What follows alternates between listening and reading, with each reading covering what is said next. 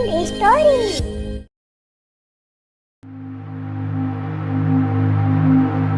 बहुत समय पहले की बात है। एक शांत और सुंदर गांव था जिसका नाम नंदनवन था।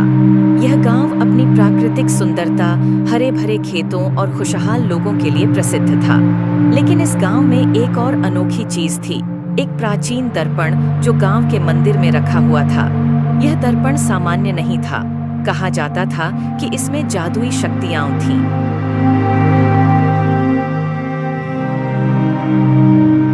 नंदनवन में एक लड़का रहता था जिसका नाम अर्जुन था।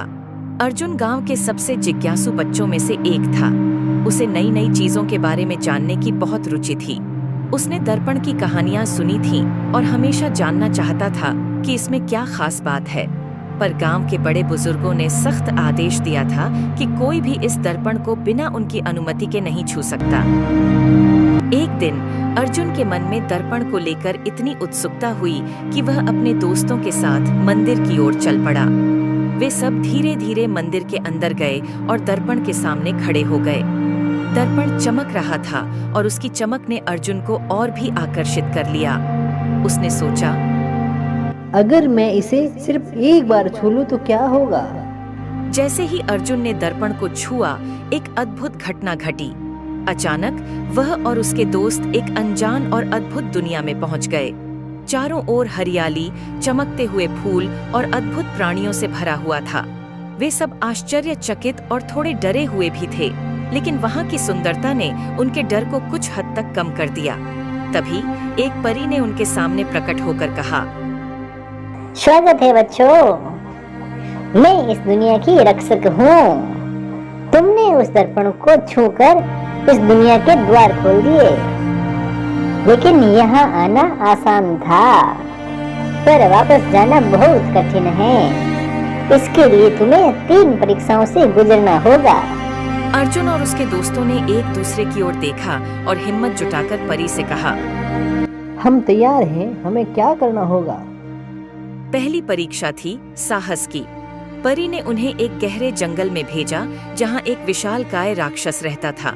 उसे हराने के लिए उन्हें अपनी सूझबूझ और साहस का परिचय देना था। अर्जुन और उसके दोस्तों ने मिलकर योजना बनाई। उन्होंने जंगल के पेड़ों और बेलों का उपयोग करके एक जाल बनाया और राक्षस को उसमें फंसा लिया। उनकी बुद्धिमानी और साहस ने पहली परीक्षा को पार कर लिया। दूसरी परीक्षा थी सच्चाई की। परी ने उन्हें एक जादुई तालाब के पास भेजा जहां झूठ बोलने पर पानी में बुलबुले उठते थे। परी ने उनसे कई कठिन प्रश्न पूछे, जिनमें से कुछ तो उनकी अपनी कमजोरियों और डर से संबंधित थे। अर्जुन और उसके दोस्तों ने अपने दिल की सच्चाई से उत्तर दिए, चाहे वो कितने भी कठिन क्यों न हो। इस प्रकार उन्होंने सच्चाई की परीक्षा भी पास कर ली। तीसरी और अंतिम परीक्षा थी प्रेम की। परी ने उन्हें एक सूखे बगीचे में भेजा और कहा कि इसे फिर से हरा भरा बनाने के लिए उन्हें अपने दिल की सबसे प्यारी चीज का त्याग करना होगा। अर्जुन और उसके दोस्तों ने अपने अपने सबसे प्रिय वस्त्र, खिलौने और यादें उस बगीचे में अर्पित कर दीं। धीरे धीरे बगीचे में फूल खिलने लगे और चारों ओर हरियाली छा गई। उन्होंने प्रेम और त्याग की परीक्षा भी पास कर ली।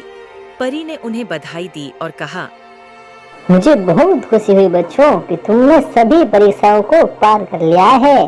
अब तुम्हें अपने गांव लौटने का अधिकार है। परी ने अपनी जादुई छड़ी से एक द्वार खोला और अर्जुन और उसके दोस्त वापस नंदनवन आ गए।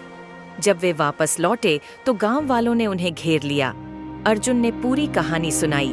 गांव के बुजुर्गों ने दर्पण को फिर से मंदिर में सुरक्षित रख दिया और अर्जुन और उसके दोस्तों की बहादुरी की सराहना की। उस दिन के बाद से अर्जुन और उसके दोस्त गांव के हीरो बन गए। उन्होंने अपने अनुभवों से सीखा कि सच्चाई, साहस और प्रेम से हर मुश्किल को पार किया जा सकता है। नंदनवन एक बार फिर से खुशहाल हो गया और दर्पण का रहस्य हमेशा के लिए एक प्रेरणादायक कहानी बन गया। इस प्रकार अर्जुन और उसके दोस्तों की जादुई दुनिया की यात्रा ने उन्हें न केवल अपने गांव की रक्षा करना सिखाया, बल्कि जीवन के सबसे महत्वपूर्ण गुणों का महत्व बताया।